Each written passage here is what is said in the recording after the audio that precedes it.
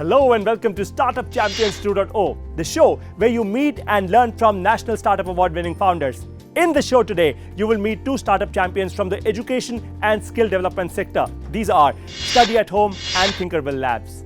One day from now, we will be proudly celebrating the 75th Indian Independence Day. The celebrations began when Honorable Prime Minister Shri Narendra Modi ignited 1 billion Indians with the bugle for a new India. Azadi Ka Amrit Mahotsav has brought 1 billion Indians together. Before we begin today's show, for a while, just imagine how privileged we are. Millions of Indians laid their lives for our freedom. For them, life was a struggle. For us, life is a lot easier. Let's resolve today that our actions will take India to the stage that it commands. And one way to achieve this is by making India the startup capital of the world. We must contribute to the initiatives announced by Honorable Prime Minister. Startups must participate in Startup India, Stand Up India, Make in India, Made in India, and other relevant initiatives. We are the youngest population in the world today. Imagine what we can create with information technology and manufacturing in the digital age. To ignite your imagination, let's now meet our first startup champion and hear their story.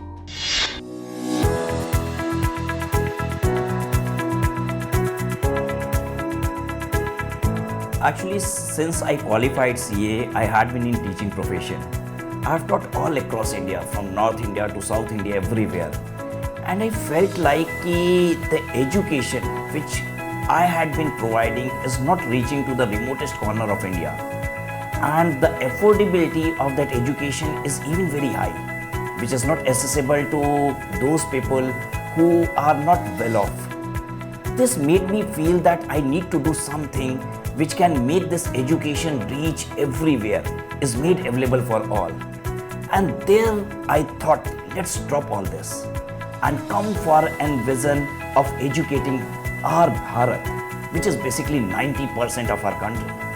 And then I started this EdTech startup, Study at Home, in 2018. Most of the EdTech companies which are operating here in India are focusing only on English education. And you know, we live in a country where we have 90% Bharat and just 10% India. We really ought to do something in Hindi language, and we are doing all our courses in Hindi language, reaching the masses, educating Bharat. Second thing is that the other EdTech players are offering courses which are beyond the pocket sizes of lower or lower middle class people. The country is such that we have 57% population earning less than 10,000 per month. Will they be able to afford the courses which is being offered by other EdTech players? Obviously no. And there comes Study at Home into picture, offering courses at a price which is nearly 1/3 of the price being offered by other EdTech players. Our journey had been tremendously growing, and we did it in a short span with right people, right choices, and right technology. Raj and Tripti, welcome to Startup Champions 2.0. The first thing that I want to really understand from you is, what is the TAM, the total addressable market, or the size of the problem that you're solving in India or in Bharat? It's 1.2 billion USD as on date. And what are the total number of users that you're really looking to capture across the country in the next 3 to 5 years? We are looking to capture somewhere around 10 lakh users in India. Fantastic.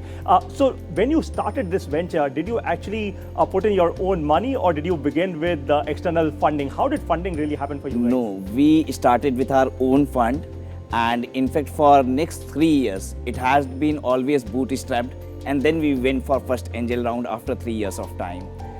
But by God's grace and maybe the quality of our video lectures, we didn't even only generate revenue, we were in profits in the very 5th year of incorporation. Very interesting. So, what have really been your growth numbers till date? So if you could share with us the last year's growth numbers in terms of revenue.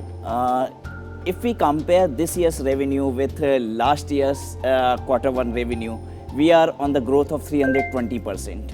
Very interesting. And, you tend to be teaching all of your students in India or in Bharat, as you say, via video lectures. Am I right? Absolutely. Interesting. So, and these are recorded videos. Right. But what if your students have any doubts? How do they clear these doubts with you? So once student purchase any courses, he or she might get a very good system wherein they are added to a group in the similar app, which is more featureable, more better than the WhatsApp group. So they in that group they can connect with the students, right? Moreover, they can connect with the teachers directly. So that's how they get a very good platform to connect their doubts and have other doubts to be entertained as well.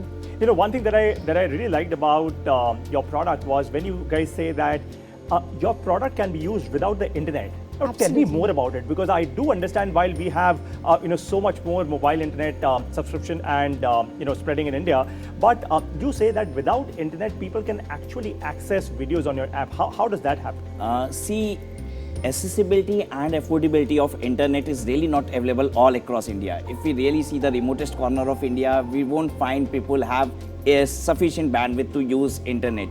So we have come up with a solution which doesn't require internet connectivity. And the solution is basically encryption and decryption technology. The video lectures are encrypted, which can be played by a decryptor without using internet. And you've come up with a very interesting strategy. You know, when you actually say India and Bharat, right? You say that there is 90% Bharat and 10% India, right? Now, tell me something. Why Hindi as your first preference choice, and are you also expanding in other languages as well? We cater that Bharat where Hindi users on a fact is 12 times bigger than the English users, right? We live in a country where people are born to an extent where the availability and accessibility to resource is not available to a greater extent. So we have just not decided, we have started with the Hindi language, and for the coming years, Hindi is our target. But moreover to the expansion, we make sure that we land up to the vernacular languages too. My last question to the both of you now is, look, the Startup Champions 2.0 show, right now millions of Indians are watching you.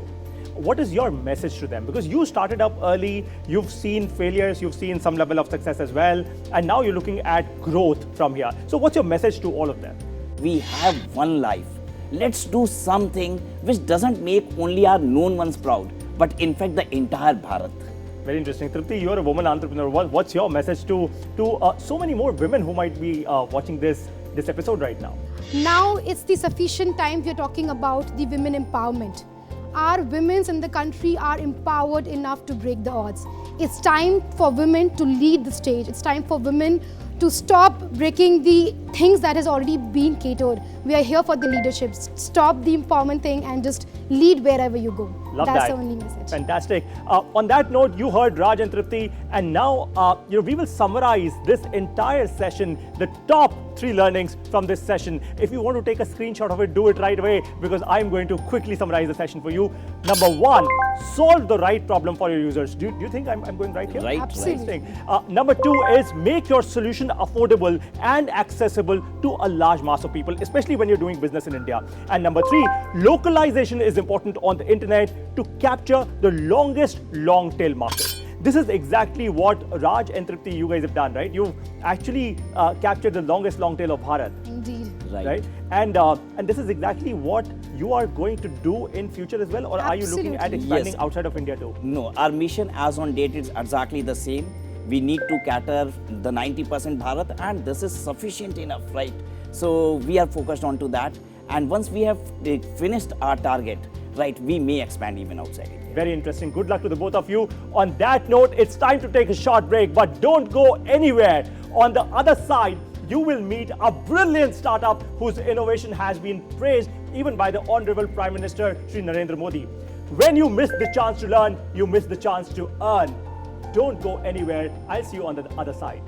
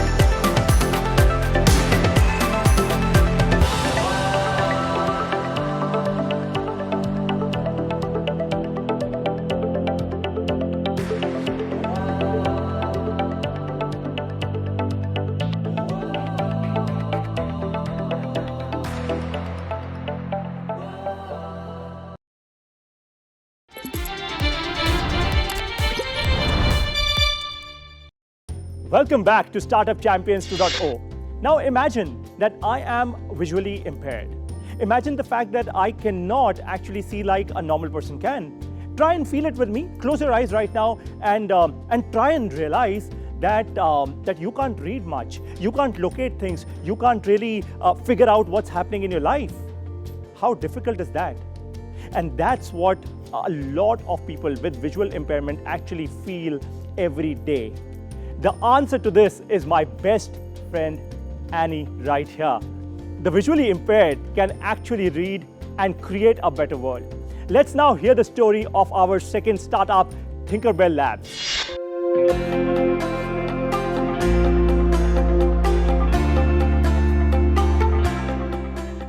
We're all aware that there have been countless innovations and advancements in education in the last 2-3 decades in particular, which has really changed the way people are learning these days. But unfortunately, the entire world of the visually impaired have been left behind in this advancement that we've had in education technology. With this vision in mind of building new age learning solutions for the visually impaired and bringing innovation here, we started Tinkerbell Labs 6 years ago. In these last 6 years, we've come a long way. We have our first flagship product, which is called Annie. It is the world's most comprehensive braille literacy device. We are currently present in over 50 centers in the country, and we're also exporting to 10 other countries from India. It's a made in India product, and we can't be more proud of this. Our vision is to make education more inclusive, not just for the visually impaired, but anybody who has any kind of special education needs. We can see a lot of innovation coming in here, and we want to build an industrial environment where more and more innovations can come in and change the way people are learning and ensure nobody is left behind in this journey.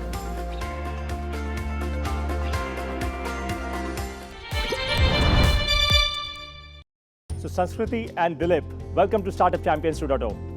Thank you. Pleasure to be here. Fantastic. I'm very, very excited about not the both of you, but my best friend Annie.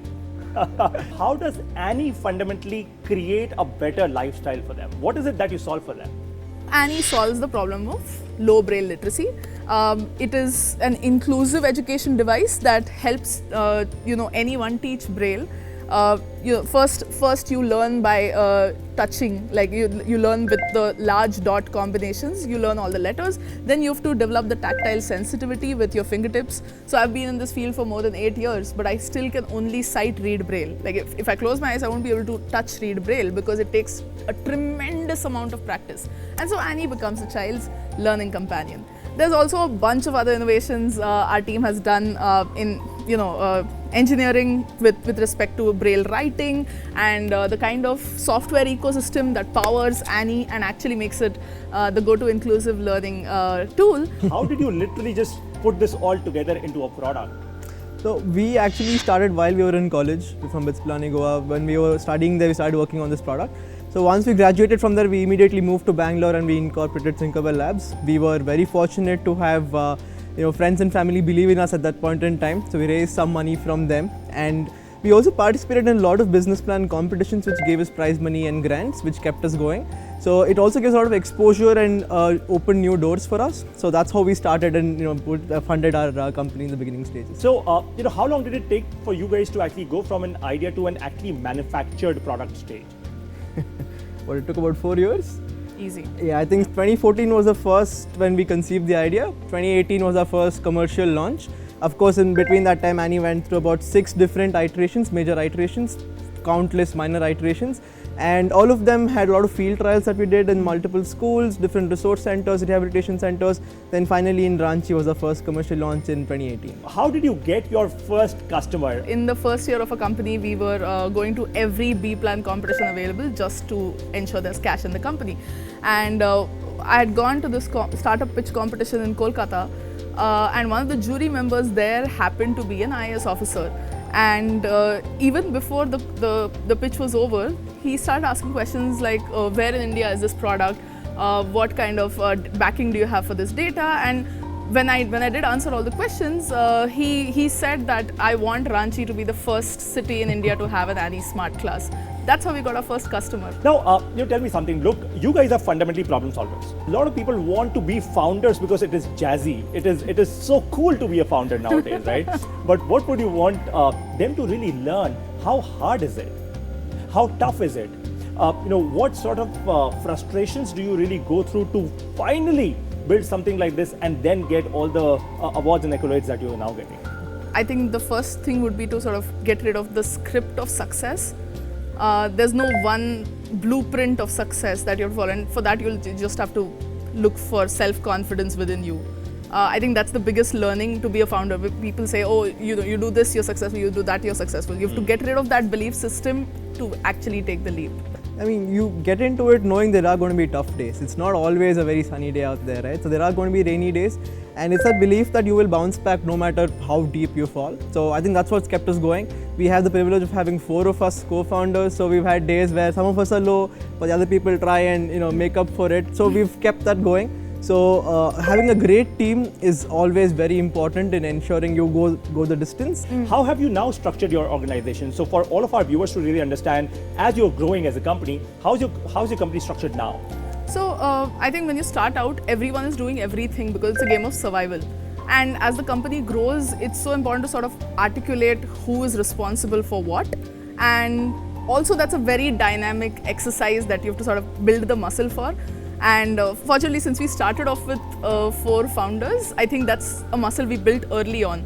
And I'd really like to thank one of our lead investors and advisors who very early on just sort of drilled this in our heads that when you're working with 4 decision makers, you have to learn to disagree but commit. So the framework for all of you is disagree but commit, right? That's Yes, important one. absolutely. Okay, my last question to the both of you is, now that millions of Indian youth are actually watching you on this show today, what's your message to them? So I would say wherever possible, try and look beyond the mainstream. So we will see a lot of unlimited opportunities there. And we need to have the belief that we can create categories. It's not just the mainstream. India is known for services and BPO. It's not just that. There are a lot more opportunities out there for us. So we can be category creators. We can lead the way for the rest of the world. And I mean, there are a lot of people who are doing it in India already. We can look up to them for inspiration, and we can do the same.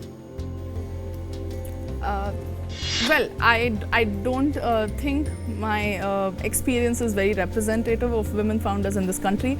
I've been incredibly privileged, to be supported by my family, my families. Both my mother and mother-in-law are doctorates, they're career women, and so they implicitly support me in being my most ambitious self. So world is changing, India is changing, and of course, I think you guys are solving a very, very pertinent and a very relevant problem. All the very best to you. Thank you. To ensure that you enable and empower so many more people with vision beyond the vision. Thank you so much. Fantastic. On that note, now for all of you, I will summarize the top 3 learnings of this entire session with Sanskriti and Dilip. Number 1, solve the right problem for your customers or your users. Important is the right problem. Number 2 is make your solution affordable and accessible to your users, because if you don't, nothing is going to work anyways. Number 3, innovation takes time. Remember that. But the intellectual property that you own has phenomenal value, and it keeps you way ahead of your competition. Remember that. What they've created is intellectual property. This, Annie, is intellectual property. This is what will actually build their value and valuation, right? And this is what will help them solve problems at scale. So remember that if you are looking to become a product company like Annie, of course, ensure that you keep that patience and build great intellectual property. It's time now to take a short break, but don't go anywhere, because up next is Q&A, questions and answers. So your questions and answers will be given by the Startup Champions. And of course, ensure that during this break, you don't while away time. Go to social media and talk about Startup Champions 2.0 with the formal hashtag Startup Champions 2. I will see you on the other side of this break.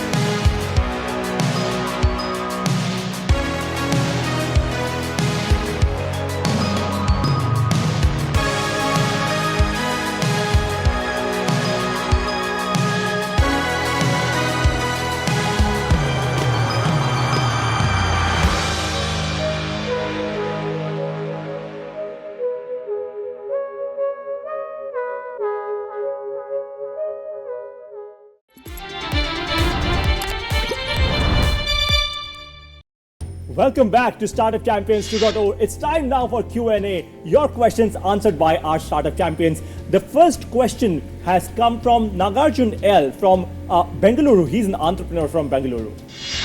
I'm Nagarjun, entrepreneur from Bangalore. My question is for Thinkable Labs team. How big is your team and how have you designed your organization to be lean and efficient? All right. Thank you for the question, Nagarjuna. We are currently 28 people and counting, continuously hiring. Every time I walk into office, there's a fresh new face. And all that's really exciting. But I think what's key in terms of growing your organization is having your core values and core principles set straight, because the challenges you will face as a team will change every single day in a fast growing startup. But the values that keep you together will ensure that you grow. So we were 8 people this time last year, we're 28 today. And hire people who share the same core values as you. That would be my answer. Fascinating. Thank you so much. The second question has come from Shivaditya Purohit. He's an entrepreneur from New Delhi. Hi, I'm Shivaditya Purohit, a holistic health and well-being professional and entrepreneur from New Delhi. My question is for Study at Home team. Usually the edtech companies have a very low course completion rate. What is the percentage for you? Tough question. So usually, the course completion rates for edtech companies are very, very low. How is it for you? What's the key core numbers? We have different categories of courses, like we offer academics, professional courses, skill development, and even government competitive examination. But when we go for skill development courses, you'll find that the courses itself is of say 15 hours, 20 hours or 25 hours. And we provide them the validity of say 3 months, 6 months or 12 months. And we surprisingly find that the course completion is 92% just in first week or first 15 days only. So they are so engaging and interesting. I hope, Shivaditya, you got your answer. You earn when you learn. Let's continue our learning. Today, you will know step number 1 of how to start a startup. Guys, this is going to be very interesting. We are actually telling our audience steps from 1 to 26 in every episode on how to actually start a startup. Oh, right? that's amazing. So let's see if you guys agree to it. So step number 1 is going to be the idea. Now, a lot of founders actually, in their early stages say, is my idea good or bad? That's what you're going to learn today. So how to evaluate that your idea is good or bad? The framework that you're going to get today is called the Fire Stick versus TV remote framework. I'm sure a lot of you have actually seen the TV remote, right? Let me ask you this question and the question for the audience as well. Have you ever used more than 5 buttons in a TV remote? But you have, is it? No. No, I'm sure. That's because I believe I have not much used TV at all. But there are over about 30 buttons, right? Right. Now the interesting part is none of us has actually used more than 5 buttons. But on the Fire Stick, there are just about 5 to 6 buttons, and everybody can use it. So realize the fact that this is exactly what you need to create for your product or your solution. Ensure it is not about the idea, it is actually about the problem that you're solving and how you're creating convenience and frictionless experience for your customer. How the customers solve the problem today is step number 2. That's what you need to understand, like Tinkerbell Labs did. They went to the customers, right? Otherwise, I'm sure they are with vision and you wouldn't have been able to create a product for somebody who doesn't have that. Right? Number 3 is make your solution accessible and affordable. Once again, like both our startup champions actually did, this is what you need to understand in terms of this framework. If you use these 3 important steps of how to start a startup to evaluate your idea, chances are extremely, extremely high that you will not be part of the 99% of the startups that actually fail within the first 1 year of operations in India.